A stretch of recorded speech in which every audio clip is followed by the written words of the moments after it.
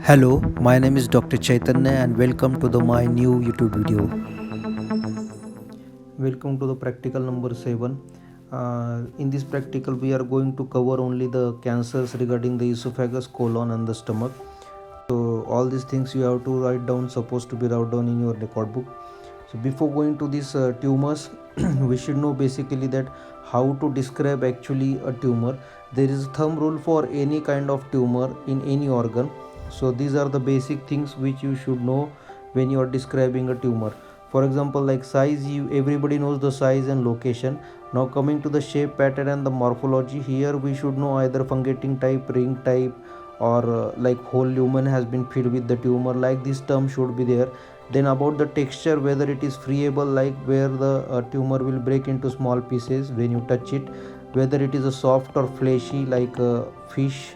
So it can be seen in the lymphomas. Basically whenever there is a lymphoma you should use this term. Then it is a firm or hard.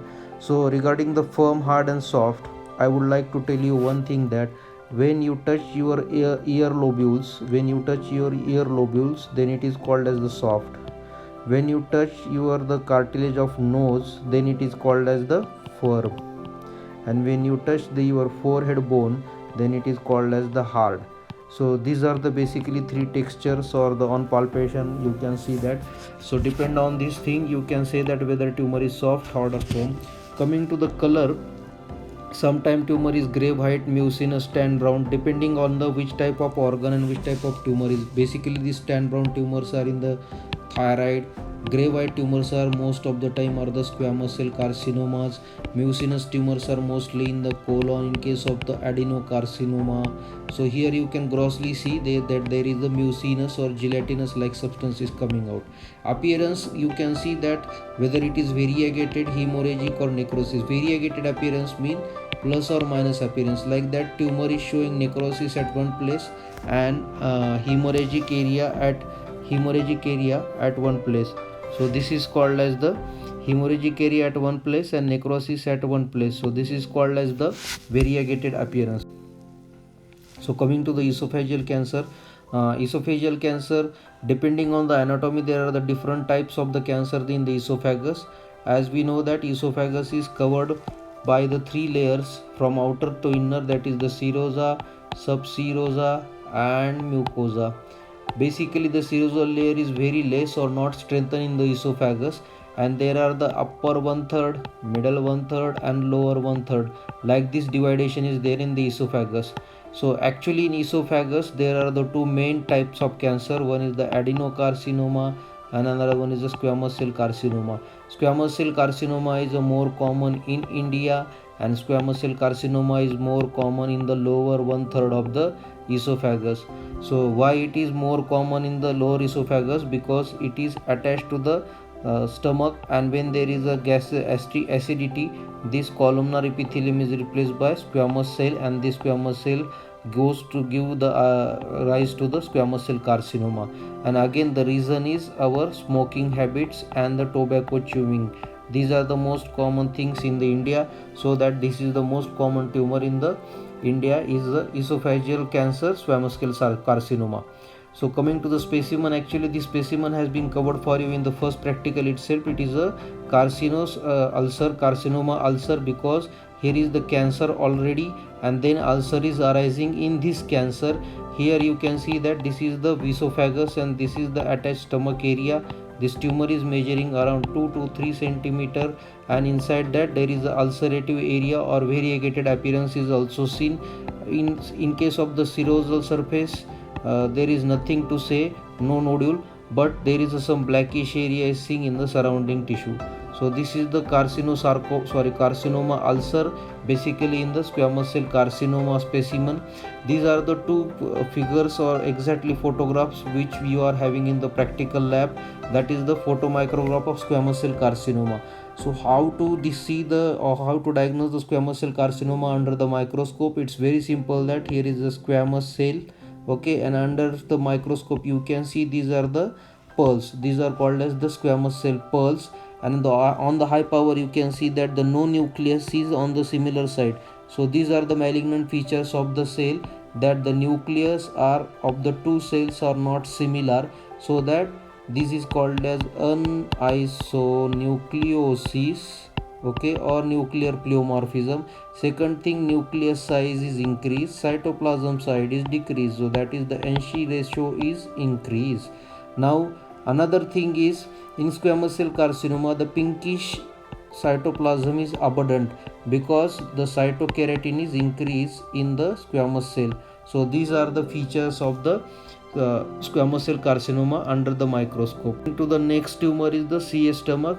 The CA stomach tumor can be divided into the various classifications. One or two classifications here are, the one is morphological, another is histological classification as per the pathology concern. In the morphology, like polypoidal, fungating, ulcerative, superficial spreading, diffuse spreading. In case of the histological, it is also called as the Lawrence classification, which is called as the intestinal type, diffuse type, or colloid carcinoma. So this is the classification of the CA stomach. This is the wet mount formalin preserved specimen of the stomach, measuring around 9 into 5 centimeter and showing the tumor around the 2 to 3 centimeter into 3 centimeter, like this, 2 into 3 centimeter, irregular in shape, margin is irregular again, and in the central area there is a necrosis. Okay, there is a necrosis, variegated appearance, okay, gray white in color, okay, gray white in color, and these mucosal folds are going away from this tumor. So this is the classical description of the gastric tumor. Whereas in case of the gastric ulcer, we saw that the gastric ulcer is on the lesser curvature, mucosal folds are going towards the ulcer, and it is very small, less than 2 centimeter, and clear punch hole like lesion is there. So this is the difference between the gastric ulcer and the gastric tumor. Now coming to the next one, that is the small and large intestinal tumors. So basically, before going to the tumor, there are the different terminologies in small and large intestine tumor. This is called as the polyp. So in case of the polyp, it is inflammatory polyp, hamartomatous polyp, and then your hyperplastic polyp, familial adenoma, then it goes to the adenoma, and then the adenocarcinoma. Again, in adenocarcinoma, mucinous adenocarcinoma is a more common in case of the larger small intestine. So inflammatory polyp, example is solitary rectal polyp ulcer. Hamartomatous polyp, example is a juvenile polyp or Peutz-Jeghers syndrome. Hyperplastic polyp is most common in the left colon, and it is again the less than 2 centimeter. Okay, Cowden syndrome and other syndromes come under the familial adenoma syndromes. So this is the specimen for you, that is called as the Peutz-Jeghers syndrome, which is specially in the children's. And here you can see the formalin preserved specimen of the intestine, small intestine, measuring around 30 centimeter in the length, and the mucosal surface show a polypoidal growth. So whenever there is a polyp is of two type, either it is a sessile polyp or either it is a non-sessile polyp. Sessile polyp means you have a stalk. When there is a no stalk, it is called as the non-sessile polyp. So most of the time these are the stalk polyp or the sessile polyp. Here is a one polyp, here is another polyp, here is another polyp. So you can see that multiple number of polyps, variable size from 2 to 3 centimeter, 30 centimeter is the length. These polyps are on the mucosal surface, and the serosal surface is unremarkable. So this is the description of your Peutz-Jeghers polyp, and this is the small intestine. Another one important point whenever you are describing in the small or large intestine is, you should able to differentiate between small intestine and the large intestine. In case of the large intestine, you have Taenia coli and Epiploicae. So these are the two features on the serosal surface by which you can differentiate it, large intestine from the small intestine. Another differentiating point is the mucosal folds. So if you are not able to differentiate it on the basis of mucosal fold, you can say that it is having Taenia coli and Epiploicae, so it is the large intestine. So this is the actually a small intestine. This is the another endoscopic picture showing the polyp in the small intestine, and here you can see that it is having a stalk, and this is the exactly polyp. So this is the Peutz-Jeghers polyp which comes in the children. Now coming to the next is the colon carcinoma. Colon carcinoma is of two types, whether it is a right or left colon carcinoma. Right colon carcinoma present with some different features, and left colon carcinoma present with some different features. In case of the right, iron deficiency is more common, so that the fatigue and weakness is there. In case of the left colon, occult bleeding is most common in the stool, so that the left colon carcinoma present with the different features. Another most important thing is there is a napkin ring. If we saw from the ileum, this is the transverse colon, then your descending colon, sigmoid colon, then the rectum, and then the anus. We saw this on the right side. This is ileocecal junction. So on the right side, iron deficiency is more common. On the left side, then occult bleeding is most common. But important thing is here you will get the napkin ring, that is the constriction, and here the tumors are fungating. So tumor polypoidal or fungating like a fungus, it will come. So these are the two morphological features by which we can differentiate whether his tumor is from the right colon or left colon. Sometimes it's very difficult to differentiate it on the on the gross examination. Here we have the clear cut specimen, which is formalin fixed wet mount preserved specimen, showing the fungating growth, measuring around 5 into 4 centimeter. It is polypoidal or fungating, and this is the large intestine. As on the serosal surface you can see it is a sigmoidal colon, so it is showing tinea coli and epiploicae. This is the napkin ring. This is the napkin ring of the colon, which is of left side, and this napkin ring actually arises from this specimen. This is again a sigmoid colon. So this is again a sigmoid colon, which is measuring around 10 centimeter, and you have a tumor over here. So that picture actually is of the napkin ring has been cut from here side, this side. So one big mistake I did is this is not actually a sigmoid colon. Sorry for this. This is not actually a sigmoid colon. This is actually a right side colon. Sigmoid colon is on the left side. This is actually ileocecal junction tumor, which is the fungating. Okay, so please correct it that this is not the sigmoid colon.